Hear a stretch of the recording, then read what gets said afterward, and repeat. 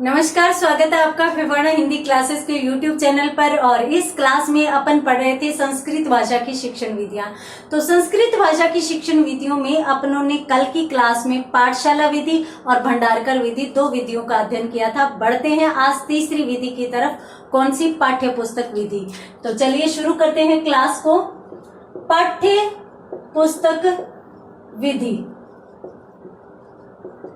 देखिए, जब कोई भी विद्यार्थी नियमित विद्यालय नहीं जा पाता तो उसके लिए पाठ्य पुस्तक विधि बहुत ही महत्वपूर्ण मानी जाती है। अपन यहाँ पर यूं भी कह सकते हैं कि पाठ्य पुस्तक विधि में पाठ्य पुस्तक के द्वारा अभ्यर्थी जो है वो अपना स्वयं से अध्ययन कर सकता है, अपने शिक्षण को जारी रख सकता है। इससे पठन कौशल का विकास भी बालक का अच्छा हो जाता है। तो समझते हैं इस पूरी विधि को।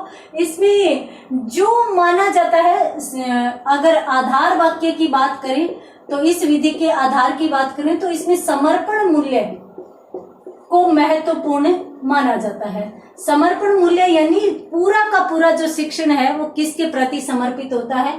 पाठ्य पुस्तक के प्रति समर्पित होता है। तो इसमें कौन कौन सी चीजों को अपन महत्वपूर्ण रूप से ले सकते हैं उसमें अपन देखेंगे कि देखिए,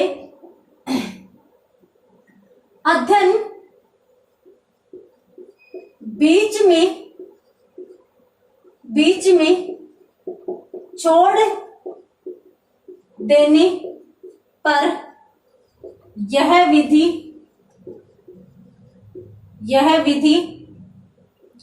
बालक के लिए अत्यंत महत्वपूर्ण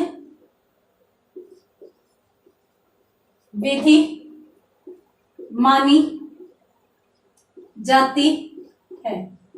एक तो ये चीज होगी। इसके साथ साथ यदि अपन बात करें तो देखिए, इसमें है वो पाठ्य पुस्तकों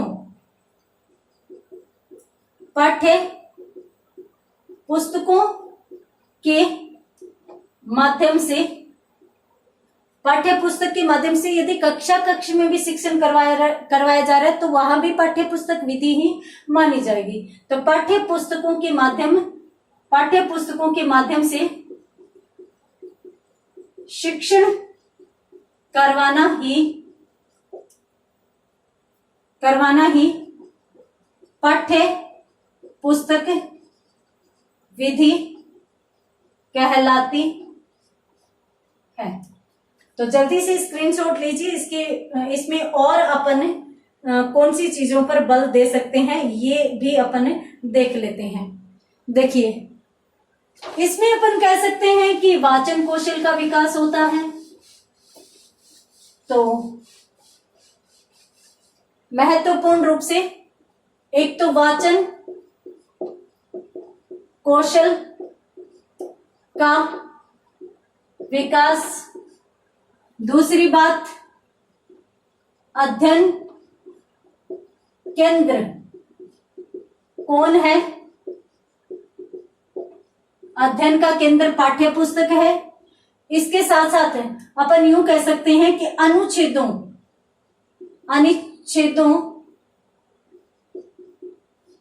की रचना एवं व्याख्या संभव। क्यों?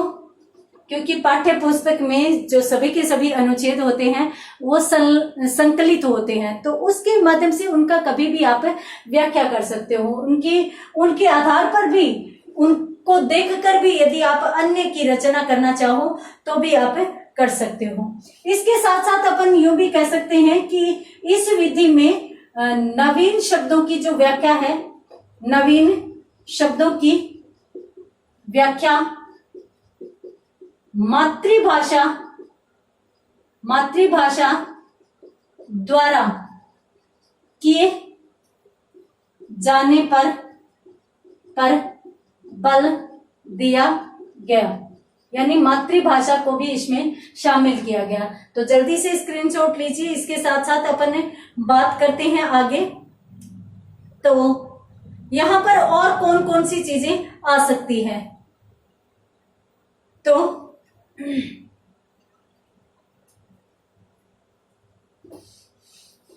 व्याकरण का ज्ञान सिर्फ और सिर्फ प्रसंग आने पर ही करवाया जाएगा, हर जगह व्याकरण का ज्ञान इसमें नहीं करवाया जाएगा।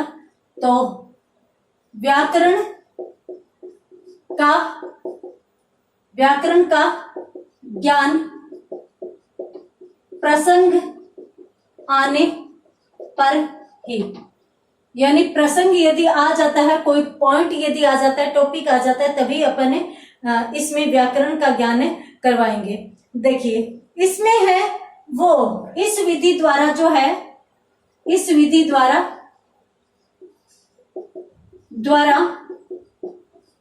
शब्दावली संग्रह जो है, शब्दावली संग्रह सुगम हो जाता है, सुगम हो जाता है। और अपन यूं भी कह सकते हैं कि छात्र रुचि लेते हैं इसमें, इस विधि में विद्यार्थी विशेष तौर पर रुचि लेते हैं। इसके साथ साथ अपन यूं भी कह सकते हैं कि इसमें है वो अनुवाद का आश्रय लिया जाता है। अगर संस्कृत में बालकों को पाठ्य पुस्तक पढ़ा रहे हैं तो जाहिर सी बात है कि हूबहू विषय वस्तु बच्चों को समझ नहीं आएगी, तो अनुवाद का सहारा लिया जाएगा। तो यहाँ पर अपन कह सकते हैं कि जब अनुवाद का सहारा लिया जाता है तो विषय वस्तु कहीं न कहीं अरुचिकर हो जाती है। तो अनुवाद का आश्रय लेने के कारण विषय वस्तु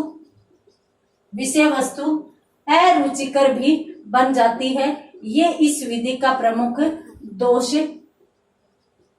हो जाता है।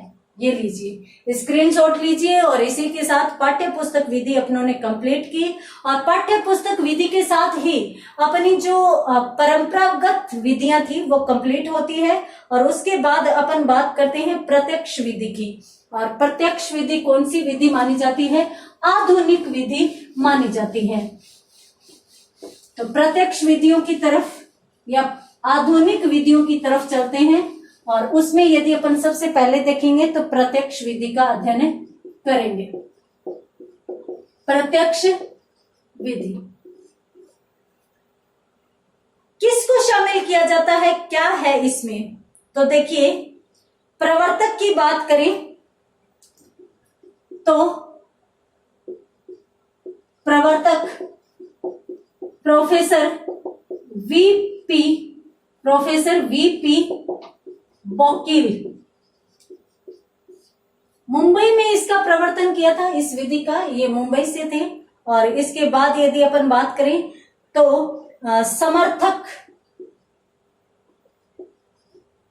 समर्थक इसके थे जेफरसन और गेटे, ये दो विद्वान इसके समर्थक माने जाते हैं। अपन बात करें तो देखिए, जेफरसन और गेटे इसके प्रमुख समर्थक थे। उसके बाद यदि अपन बात करें तो विरोधी की, जिन्होंने भंडारकर विधि का समर्थन किया था, वामन शिवराम आप्टे, वो इस विधि के विरोधी माने गए। क्यों माने गए? यह विधि क्या है? तो देखिए, इन्होंने यूं कहा कि भाषा का जो स्वरूप होता है वो स्वाभाविक होता है, भाषा का स्वरूप स्वाभाविक होता है, तो होता है, इसलिए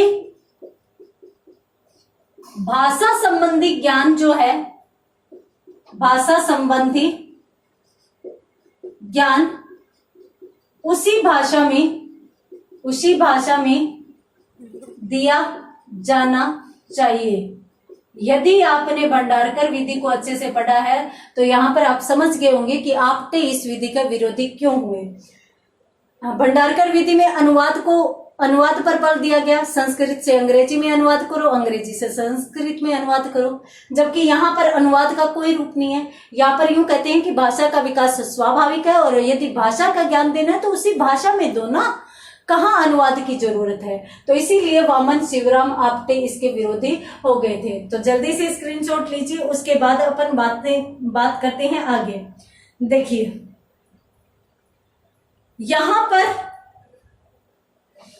इन्होंने जो महत्वपूर्ण बल दिया, एक तो इन्होंने यूं कहा कि यदि आप शिक्षण करवा रहे हो तो किसी भी सहायक भाषा की कोई आवश्यकता नहीं है, यानी सहायक भाषा कह सकते हैं अपन, मातृभाषा कह सकते हैं, मातृभाषा के प्रयोग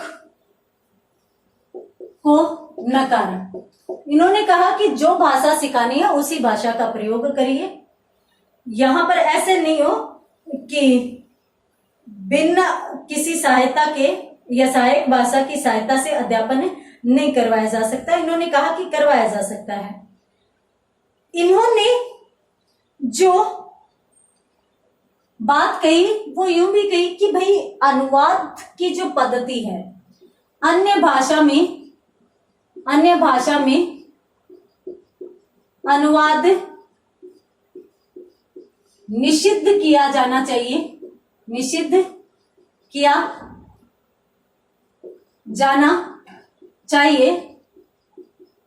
इन्होंने ऐसा क्यों कहा? इन्होंने यूं कहा कि यदि अपन भाषा का अनुवाद करते हैं तो वहां पर भाषा का मौलिक स्वरूप नष्ट हो जाता है। तो कहा क्योंकि इससे भाषा का मौलिक स्वरूप नष्ट हो जाता है। महत्वपूर्ण बात थी, जल्दी से स्क्रीनशॉट लीजिए, उसके बाद अपन बात करते हैं आगे। इन्होंने यूं कहा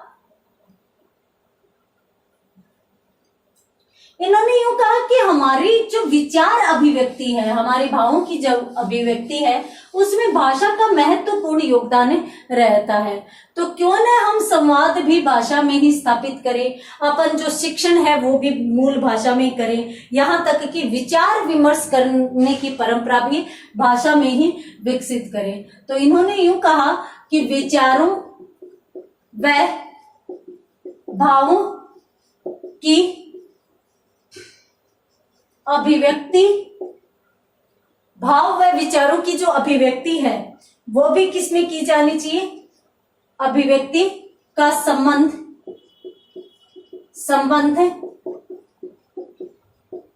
साक्षात भाषा से होता है। इन्होंने ये भी कहा कि विचार विमर्श भाषा में ही किया जाए, और कौन सी भाषा में? जिस भाषा को बालकों को सिखाना है। तो वह विचार विमर्श भी अगर उस भाषा में करेगा तो यहाँ पर अपन मान सकते हैं। इन्होंने क्या कहा कि भी यदि बालक संस्कृत पढ़ रहा है तो संस्कृत में ही सोचे, संस्कृत में ही बात करे, संस्कृत में ही वह चिंतन मनन करे। इसी में यूं कहा गया कि वही विचार विमर्श भाषा में ही किया जाना चाहिए। इसके साथ साथ अपन ये भी कह सकते हैं, इन्होंने यूं कहा कि जो सभी आदेश है, सभी आदेश वार्तालाप वो भी किसमें हो? संस्कृत में ही हो, तब जाकर बालक संस्कृत का पूर्ण ज्ञान प्राप्त कर सकेगा। इन्होंने यूं कहा कि भाई व्याख्या व काठिन्य निवारण के लिए स्थूल वस्तुओं का प्रयोग, यानी कोई भी अपन ने सहायक सामग्री प्रयोग में ले रहे हैं तो उसके साथ साथ संस्कृत के शब्दों का प्रयोग भी किया जाना चाहिए। तो इन्होंने यूं कहा कि व्याख्या अथवा काठिन्य निवारण हेतु, व्याख्या अथवा काठिन्य निवारण हेतु क्या किया जाना चाहिए? काठिन्य निवारण हेतु दृश्य, श्रव्य,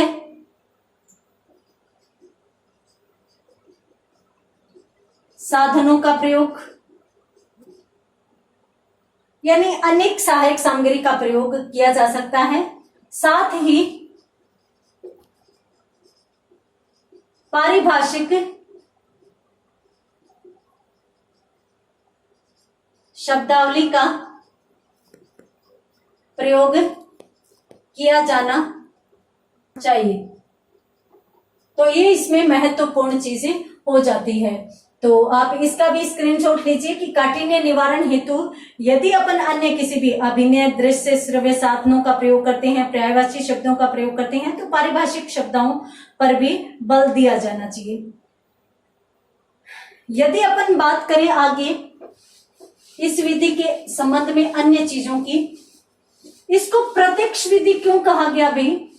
सबसे पहले तो अपन इसमें बात कर लेते हैं कि प्रत्यक्ष विधि इसलिए कहा गया कि भाई भाषा, संस्कृत भाषा सिखानी है तो प्रत्यक्षतः संस्कृत ही सिखाओ, अन्य किसी भी चीज का सहारा लेने की जरूरत नहीं है। आप सीधे की सीधे संस्कृत में बोलने, संस्कृत में सोचने, विचार विमर्श, चिंतन मनन की क्षमता का विकास बालक में करो, तो बालक है वो संस्कृत भाषा का ज्ञान अच्छे से प्राप्त कर सकेगा। यहाँ पर इन्होंने यूं कहा कि इस विधि में मौखिक अभ्यास पर बल दिया गया, मौखिक अभ्यास पर बल दिया गया। इसके साथ साथ अपन यूं भी कह सकते हैं कि इसमें प्राथमिक स्तर पर यह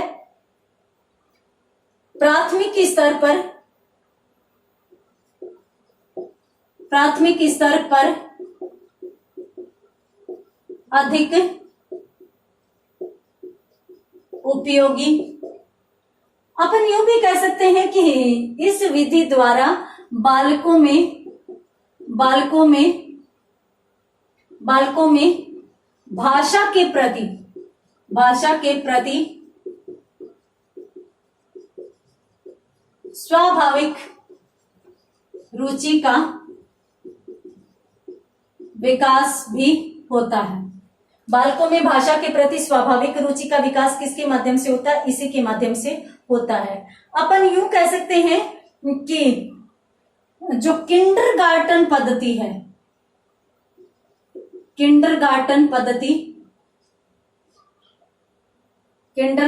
पद्धति में इसका अधिक प्रयोग हो सकता है, इस पद्धति का अधिक प्रयोग हो सकता है, क्योंकि उसमें खेल खेल में यदि अपन सिखाते हैं तो बच्चे को इसमें रुचि भी आएगी। और इसके साथ साथ अपन यूं कह सकते हैं कि शुद्ध उच्चारण संभव है। शुद्ध उच्चारण, क्योंकि जिसमें अपन सोचते हैं उसमें बोलते हैं तो उसमें अपन शुद्ध उच्चारण करेंगे। इसके साथ साथ अभिव्यक्ति कौशल या अभिव्यक्ति क्षमता का विकास भी इसमें होगा। तो ये चीजें हैं इसमें, जल्दी से स्क्रीनशॉट लीजिए। एक दो चीजें और बच गई है, वो भी अपन देख लेते हैं। देखिए,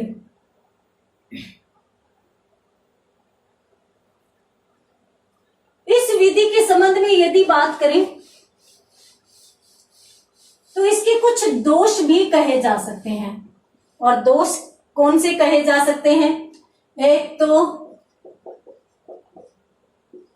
शब्द ज्ञान असंभव है, इसमें शब्द ज्ञान असंभव है। और इसके साथ साथ ये बुद्धिमानों की विधि है, क्योंकि जो समझदार होता है वो ही इसका प्रयोग कर सकता है। और इसके साथ साथ अंग्रेजी में अधिक सफल, क्योंकि अंग्रेजी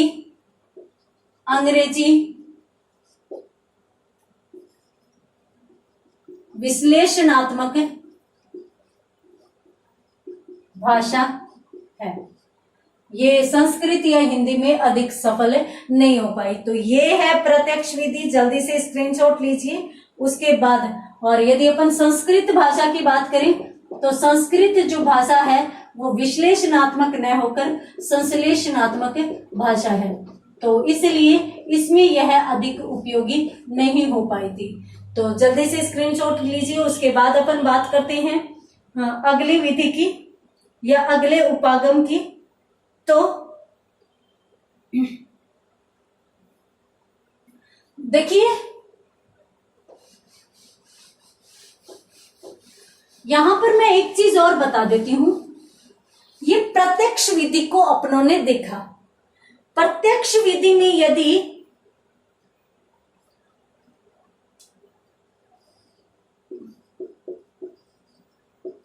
मातृभाषा का प्रयोग कर दिया जाए और मातृभाषा के प्रयोग द्वारा इसको प्रयोग में लाया जाए या वार्तालाप में इसका प्रयोग किया जाए तो इसको मौखिक विधि भी कह सकते हैं। और इसके साथ साथ इसमें अगर आपटे का या अन्य विद्वानों का मत मिला दें तो इसे संयुक्त विधि भी कहा जा सकता है, संयुक्त विधि। और ये दोनों के दोनों रूप बाद में प्रचलन में आए भी थे, क्योंकि प्रत्यक्ष विधि के दोषों से बचने के लिए संयुक्त विधि या अपन यूं कह सकते हैं कि समन्वय पद्धति भी संस्कृत भाषा में आई थी। तो आपसे यदि पूछ ले कि संयुक्त विधि या समन्वय पद्धति क्या है, तो ये प्रत्यक्ष विधि का ही एक उपरूप है, अन्य कुछ भी नहीं है। बात करते हैं आगे रचनात्मक उपागम की।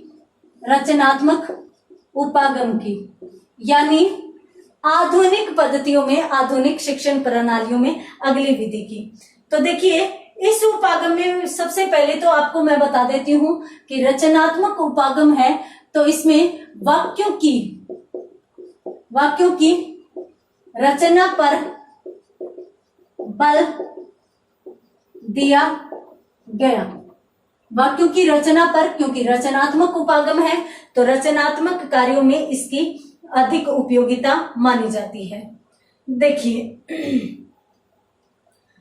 जो वाक्य की रचना है उसमें व्याकरणात्मक व शब्दकोशात्मक को महत्व दिया गया है। यानी शब्दकोश भंडार में वृद्धि एवं व्याकरण के आधार पर शुद्ध वाक्यों की रचना को महत्व दिया गया। इसके साथ साथ अपन यूं भी कह सकते हैं कि यहां पर इस विधि के माध्यम से जो प्रत्यक्ष विधि है, प्रत्यक्ष विधि को इसके माध्यम से बल मिला। क्यों मिला?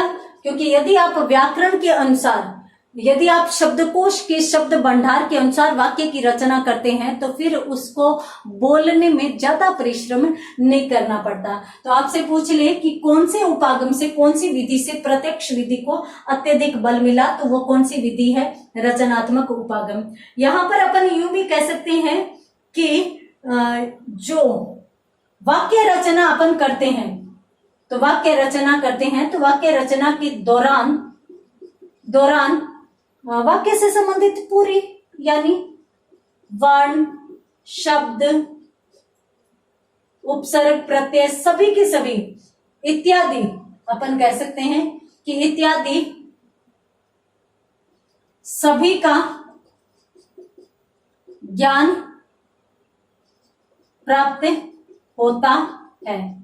यानी ज्ञान प्राप्ति इसमें संभव मानी जा सकती है। इसके साथ साथ अपन ये भी कह सकते हैं कि ये जो उपागम है ना, ये प्रत्यक्ष विधि को सफल बनाने के लिए ही महत्वपूर्ण उपागम बनाया गया था, या फिर अपन यूं कहें कि प्रत्यक्ष विधि के विकास के लिए ही इस उपागम को लिया गया था। यहाँ पर अपनों ने बात की है रचनात्मक उपागम की, तो रचनात्मक उपागम में वाक्यों की रचना पर बल दिया गया ताकि वाक्यों की रचना यदि अपन सीख लें तो सीधी की सीधी भाषा भी अपन अच्छे से सीख सकते हैं। तो पहले वाक्यों की रचना, उसके बाद वाक्यों को बोलना, यानी रचनात्मक उपागम और उसके बाद प्रत्यक्ष विधि। तो जल्दी से स्क्रीनशॉट लीजिए। उसके बाद अपन बढ़ते हैं अगले उपागम की तरफ, और अगला उपागम कौन सा है? नियोजित अध्ययन विधि। देखिए, नियोजित अध्ययन जो विधि है उसमें नियोजित रूप से अध्ययन करवाने पर बल दिया गया। नियोजित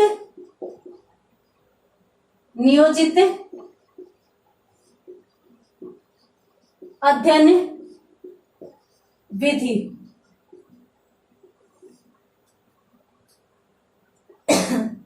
जो नियोजित अध्ययन विधि है उसमें सबसे पहले तो अपन बात करें तो जो विषय वस्तु है उसको खंडों में विभाजित कर नियोजित करने का प्रयास किया गया कि सबसे पहले तो विषय वस्तु को या पाठ को खंडों में विभाजित करके अध्ययन करवाया जाए। तो इसमें विषय वस्तु को खंडों में विभाजित कर अध्ययन करवाया जाता है। महत्वपूर्ण बात या बेसिक बात, आधारभूत बात। इसके बाद यदि अपन बात करें कि भाई कितने खंडों में बांटे, तो सामान्यतः एक पाठ 6 खंडों में विभाजित किया जा सकता है। विभाजित किया जा सकता है कितने खंडों में? 6 खंडों में। उसके बाद अपन बात करें आगे तो देखिए खंड इस प्रकार से बनाए जाएं कि पहले खंड को पार करने के बाद ही आप दूसरे खंड में प्रवेश कर सकते हो। तो खंड परस्पर संबद्ध हो जिससे एक खंड को पार करके ही दूसरे खंड में प्रवेश किया जाए। तो ये हो गया, सबसे पहले तो खंडों में विभाजित करना है, कितनों में? 6 खंडों में, और व्यवस्था ऐसी हो कि खंड सभी के सभी क्रमबद्ध रूप में हो। तो जल्दी से स्क्रीनशॉट लीजिए, उसके बाद अपन बात करते हैं आगे। देखिए, पूरी विषय वस्तु का अध्ययन करवाओ, प्रस्तावना हो, प्रस्तुतिकरण हो, जिस प्रकार से पाठ योजना बनाई जाती है उस प्रकार से पूरी विषय वस्तु का अध्ययन करवाओ, और उसके बाद इस प्रकार की व्यवस्था इसमें करो नियोजित तरीके से कि विद्यार्थी स्वयं का मूल्यांकन कर सके। तो इसमें अपन यूं कह सकते हैं कि प्रस्तावना व प्रस्तुतिकरण के बाद उनके भी प्रस्तावना व प्रस्तुतिकरण के पश्चात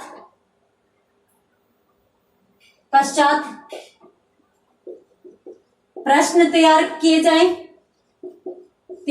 जाएं और जो भी प्रश्न तैयार किए जाएं उनके संबंध में छात्र है वो स्वयं मूल्यांकन कर सके। छात्र स्वयं मूल्यांकन कर सके, और यदि छात्र स्वयं मूल्यांकन करता है तो उसमें आत्मविश्वास की भी वृद्धि होती है। आत्मविश्वास की भी वृद्धि उसमें होती है। तो यहाँ पर अपन कह सकते हैं कि इसमें आत्मविश्वास की वृद्धि होगी, और इसके साथ साथ अपन यूं कह सकते हैं कि वर्तमान में यह अत्यंत उपयोगी विधि है। वर्तमान में जो दूरस्थ शिक्षा उनके लिए उपयोगी विधि ये मानी जा सकती है। उपयोगी विधि ये है। तो इसके साथ साथ अपन एक चीज इस संबंध में और कह सकते हैं कि भाई यह जो विधि है वो मनोवैज्ञानिक एवं सिद्धांतिक आधारों पर निर्भर है। तो यह मनोवैज्ञानिक कैसे? कि विद्यार्थी स्वयं के आधार पर सीख रहा है। मनोवैज्ञानिक व सैद्धांतिक आधारों पर निर्भर यह विधि मानी जाती है। तो नियोजित अध्ययन विधि हो गई है और जल्दी से स्क्रीनशॉट लीजिए। इसमें यदि अपन बात करें तो नियोजित तरीके से पूरा का पूरा शिक्षण कार्य करवाया जाएगा। और इसमें यदि अपन देखें तो विद्यार्थी के लिए इस प्रकार की व्यवस्था की जाती है कि विद्यार्थी को खंडों में बांटकर विषय वस्तु दे दी जाती है। वह स्वयं उन खंडों को पार करता हुआ और अंत में मूल्यांकन करता हुआ सीखता है। तो अपन ये भी कह सकते हैं कि ये विधि है वो स्थायी ज्ञान की ओर अग्रसर बालक को करती है। तो उम्मीद करती हूँ कि जो संस्कृत भाषा की शिक्षण विधियां हैं वो भी आपको शॉर्ट एंड स्वीट समझ में आ गई होगी, जो कि हिंदी से अलग है। तो मिलते हैं अगली क्लास में, तब तक के लिए धन्यवाद।